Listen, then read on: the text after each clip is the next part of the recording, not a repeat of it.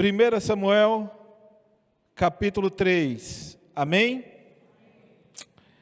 Se você olhou no YouTube, o tema é sobre a chama, a lâmpada, antes que a lâmpada apague. Esse é o tema. Lembrando que Samuel, na Bíblia hebraica, esse livro, ele não existe 1 e 2 Samuel, mas sim Samuel. E ele antecede não Ruth, mas sim Juízes.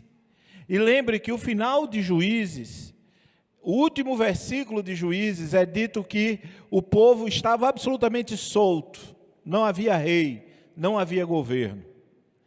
E nós entramos na história de Samuel nessa perspectiva.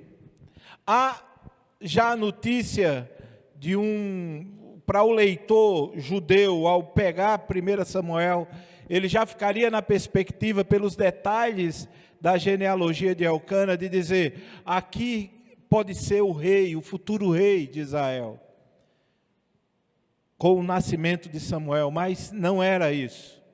Samuel certamente vai se destacar, e começa a se destacar aqui no capítulo 3, como profeta.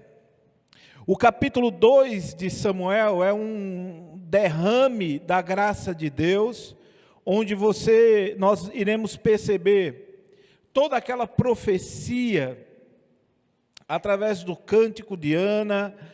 Nós somos apresentados às milacrias dos filhos do sacerdote, que mesmo como filhos do sacerdote Eli, o pai não os tirou de estar servindo naquele tabernáculo.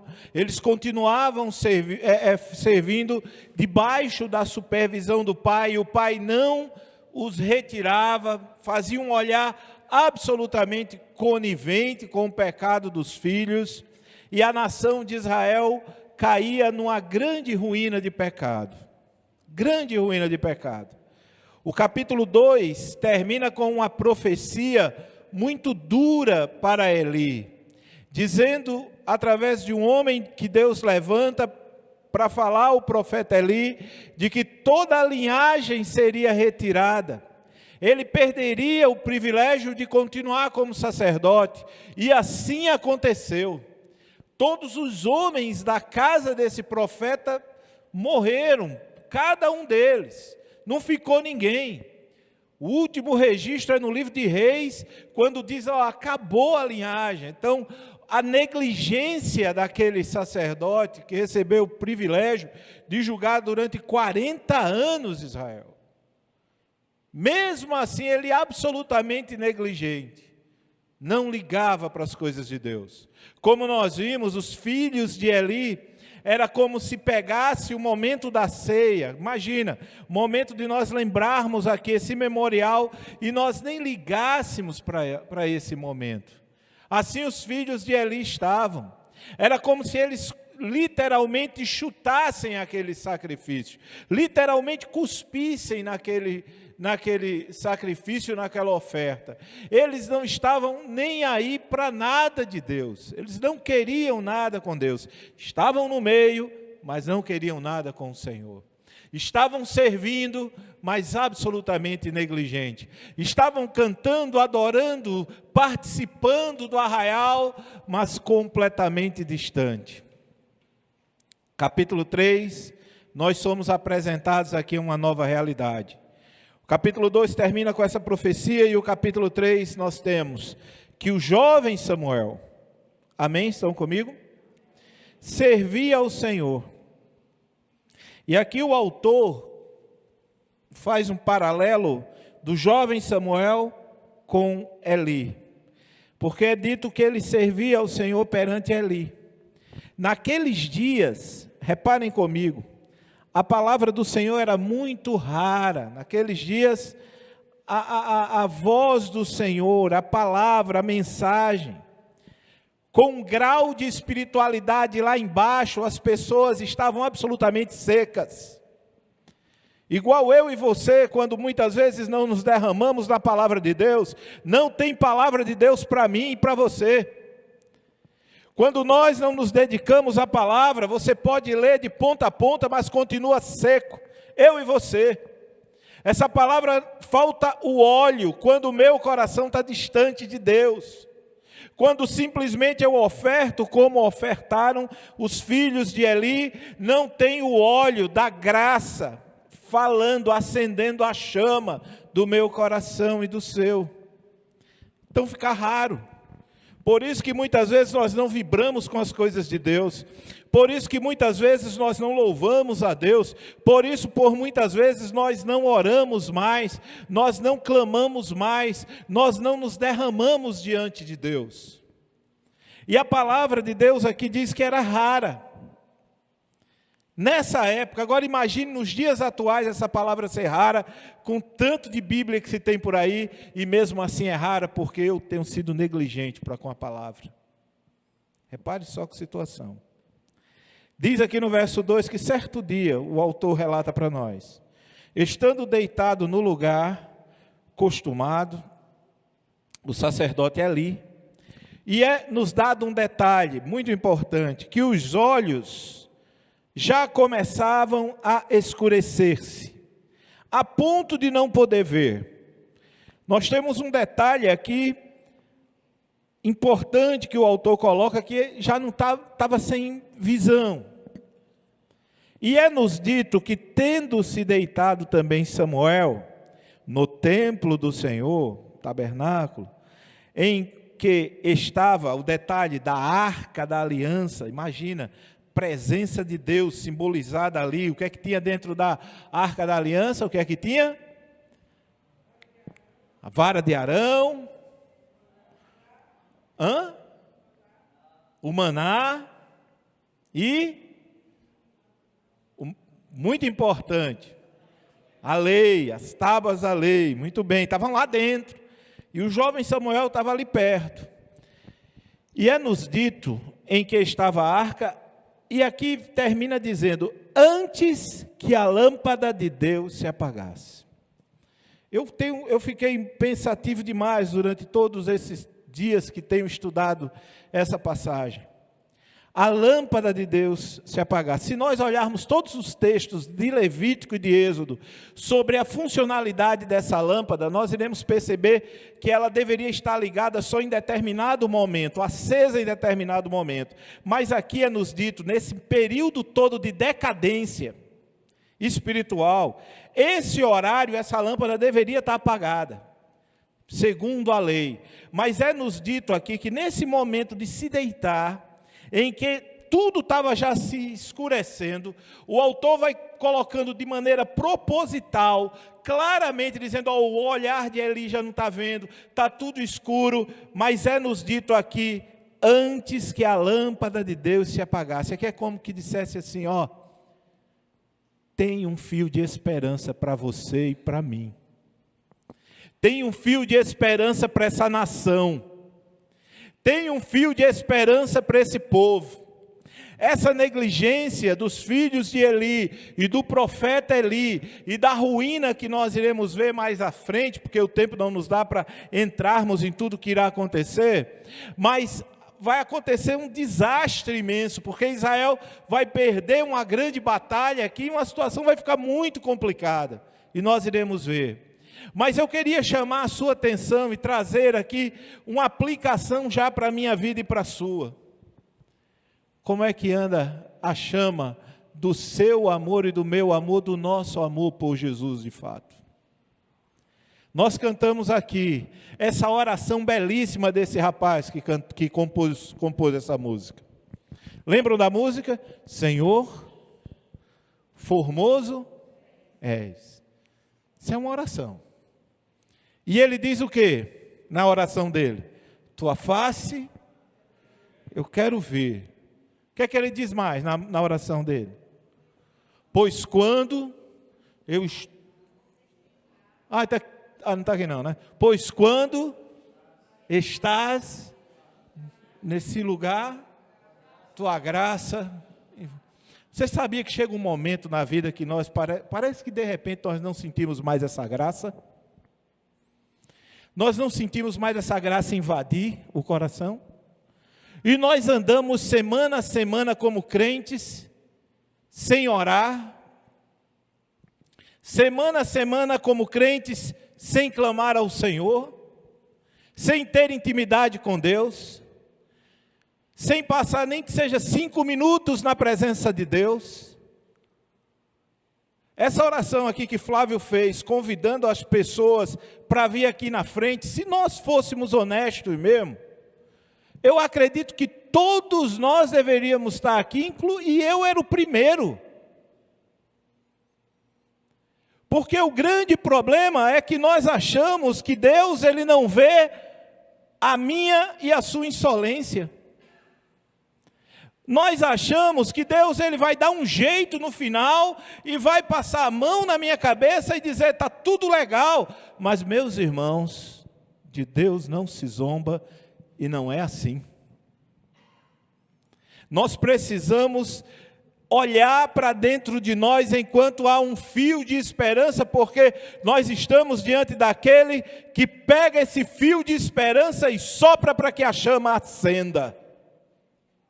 Nós estamos diante daquele que alimenta e traz vida quando parece que tudo está perdido, mas eu preciso dar um passo e ir à presença do Senhor para que essa graça venha invadir o meu coração e a alegria tome conta e eu possa voltar ao primeiro amor de fato. Eu tenho que entender que eu preciso do Senhor muito. O Senhor não precisa de mim, mas certamente eu preciso do Senhor e você também. E a palavra de Deus para o meu coração e para o seu é: busca o Senhor para acender essa chama, crente amado do Senhor. Chegou o momento agora de baixarmos e reconhecermos que nós precisamos dessa lâmpada acesa na minha vida e na sua. Urgentemente, para que coisas novas aconteçam na minha vida de fato. Em 1994, ano do Tetra, foi um ano muito importante na minha vida, porque 1994 foi o ano que eu me formei no Seminário Batista Bereano. E quando eu me formei, eu imaginei, eu disse, meu Deus do céu, que alegria, coração vibrando pelo Senhor. 1995 iniciava com uma perspectiva maravilhosa de servir a Deus. Eu estava sendo convidado para ficar como pastor dos jovens da Igreja Batista Bereana. A Igreja Batista Bereana, naquela época, ela funcionava ali no Tirol, na esquina ali da Alexandrino com a Hermes da Fonseca. Era uma igreja que estava na vanguarda de muita coisa, crescendo absurdamente. Nós mudamos o culto, que era na parte de cima da igreja, para um ginásio. O ginásio era completamente lotado. Jovens, adolescentes. Naquele ano de 1993 e 94, o Colégio Bereano, que trabalhei lá, ele tinha 900 alunos. Era aluno demais, menino demais. Trabalhava com muita alegria lá durante toda a semana e final de semana servindo ao Senhor. E assim aconteceu o ano de 1995, a igreja crescendo, até que os pastores da igreja, e nós estávamos sendo convidados, participando das reuniões, eram muitos seminaristas, e ali nós iríamos assumir várias funções da igreja. Até que em 1995 aconteceu uma situação muito difícil e triste na igreja. A igreja resolveu absorver um ministério da Bahia, chamado dos Irmãos. E isso mudava toda a dinâmica da igreja. Então, do início de 95 para o final de 95, nós mudamos tudo. Eu me lembro de uma reunião última que estava participando em 1995, quando os pastores lá da Bahia disseram, epa, não mudem aqui o programa da igreja, deixa a igreja continuar como está. Porque se vocês adotarem a visão nossa lá da Bahia, vai ter muito sofrimento aqui. Porque a igreja bereana era como se fosse, imagine um transatlântico, Titanic. E nós temos a história do Titanic, tem um iceberg ali, não tem? Lembra da história? Imagine aquele navio todo dando uma volta para se livrar daquele iceberg. O que aconteceu com o Titanic? Nós sabemos, né? Então ali já aprendi grandes lições naquele momento, que tem coisas que a mudança tem que ser devagar. Se for rápido demais, vai bater no Titanic, vai bater no iceberg e vai afundar. Porque tem coisas que é lento, que vai mudando lentamente. É diferente se tivesse num jet ski. Mas eu me lembro que a igreja, a liderança não quis saber e entrou naquele projeto, e aí foi terrível.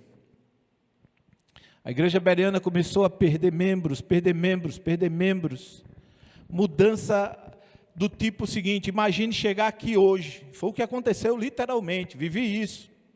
E a partir de agora vocês não precisam mais, foi o pastor Paulo, juntamente com os outros pastores. Vocês não precisam mais me chamar de pastor, é Paulo. E a partir de agora, não vai ter mais escola bíblica dominical, agora é célula. E também não vai ter mais agora culto de oração, acaba, reunião familiar. E assim, toda aquela base que nós tínhamos começou a se fragmentar, e reuniões aqui, sobrevivendo ali, foi uma luta, foi uma confusão. Uma confusão, muitos corações sofridos. Para os irmãos terem ideia, dos jovens pastores que estavam para assumir o ministério ali, só eu que hoje estou no ministério pastoral. Meus colegas todos que estavam lá, e éramos uma turma, uma equipe de quase 6 seminaristas. Os sofridos dessa mudança, irmãos que pararam, uma luta terrível. Eu estou dizendo isso porque o ano de 95 para 96 foi o meu ano de desgraça de agir como os filhos de Eli. Esse ano foi de uma frieza espiritual imensa na minha vida. Esse período de 96 foi o período que eu mais me afundei espiritualmente. Aquele moço que em 94 estava no ápice do dizer agora, nada me para, tudo mudou repentinamente. E foi terrível, difícil, triste. Eu já não lia mais a Bíblia, eu já não mais orava. E para completar, eu tinha amigo meu, seminarista, o evangelho chegou na minha vida, eu tinha 17 anos de idade.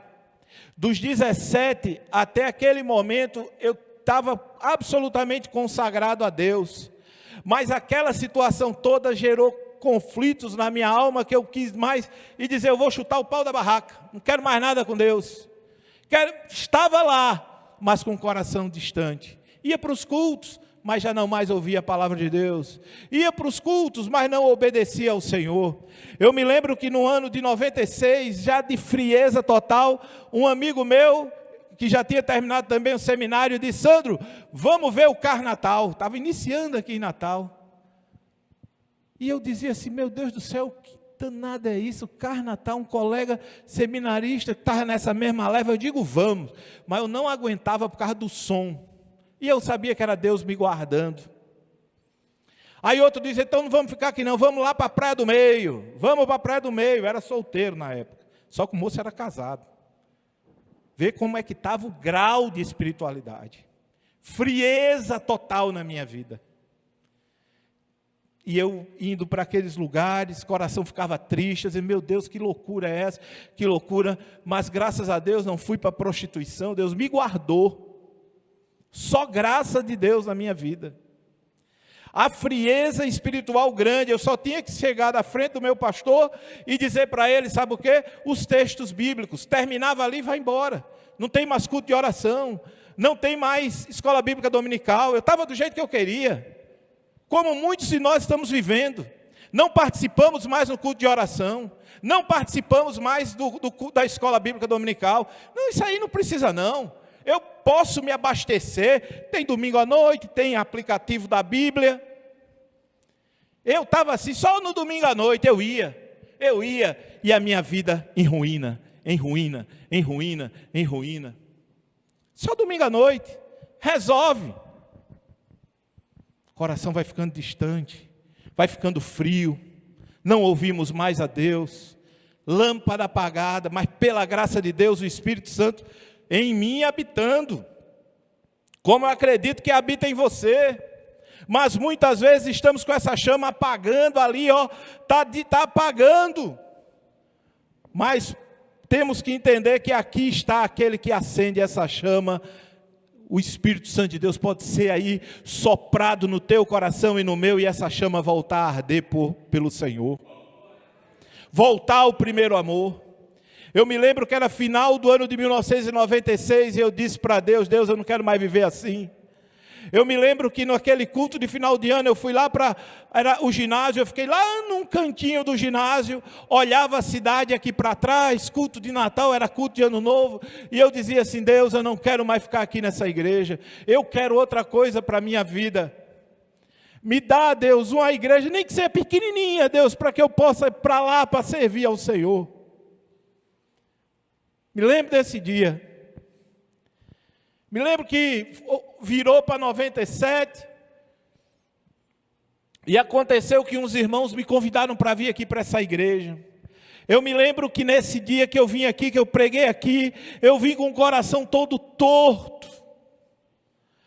E eu dizia, meu Deus, Igreja Batista da Convenção, para completar, eu venho de um movimento regular. Mas eu dizia, meu Deus, que igreja é essa? Igreja Batista Cristã. E eu me lembro que eu cheguei aqui no domingo à noite, era carro demais, era gente. E quando eu entrei aqui nessa igreja, meu coração ficou pequenininho. Eu disse, meu Deus, eu vou pregar para esses irmãos. E naquela noite eu preguei, me lembro como se fosse hoje. Igreja cheia aqui. E eu preguei sobre Mateus, deixa eu ver, falando sobre a tentação do Senhor, eu acho que é Mateus capítulo 4, a dúvida que mata, e eu preguei nessa mensagem, e aquela mensagem que eu estava pregando aqui naquela noite era para mim. Naquele dia, quando terminou esse culto, eu fui para minha casa, no início de 97, e eu me lembro que eu me ajoelhei diante de Deus, me ajoelhei diante do Senhor, e eu disse, Deus, apaga essas memórias que eu tenho, de tristeza, de decepção, apaga como que fosse apaga Deus, me dá um coração novo. E meus irmãos, diante de Deus e dos irmãos, foi como se eu sempre penso nisso, é como se fosse um interruptor. Deus chegasse, desligou, e uma paz imensa invadiu meu coração. A chama do Senhor começou a acender na minha alma. E eu me lembro que na segunda-feira fui trabalhar na paz, e aí veio fevereiro. Quando veio o mês, aí me convidaram para vir para cá de novo, a Ellen, para falar para a juventude, eu já vi melhor. Aí depois me convidaram de novo para vir para outro momento aqui, eu vi, aí eu estava bem, a primeira vez que eu vim,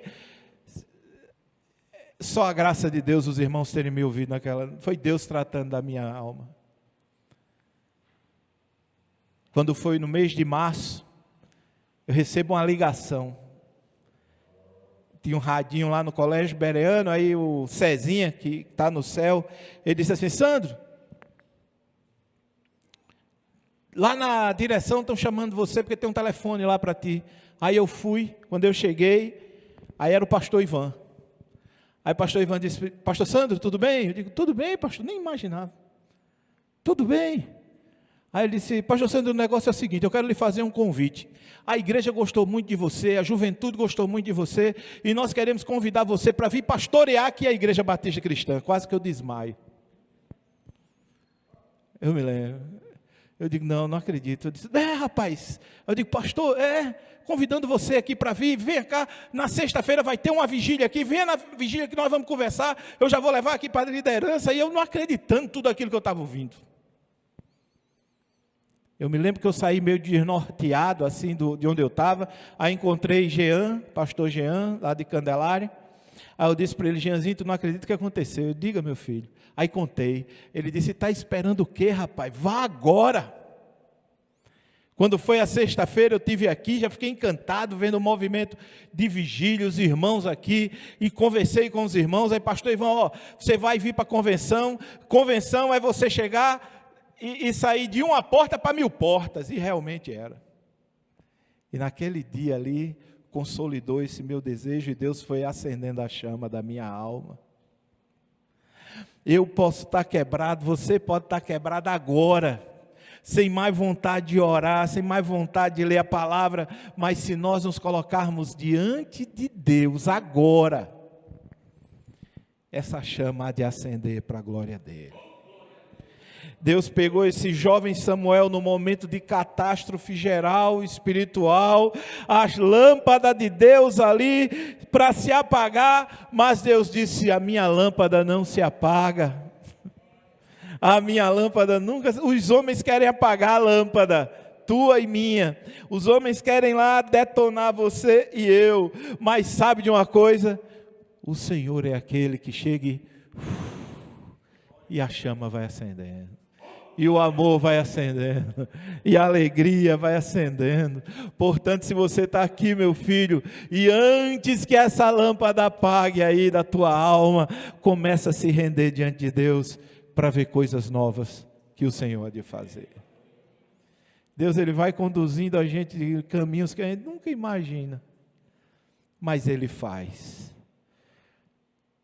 Acende a chama, ó Pai, ó, que uma vez brilhou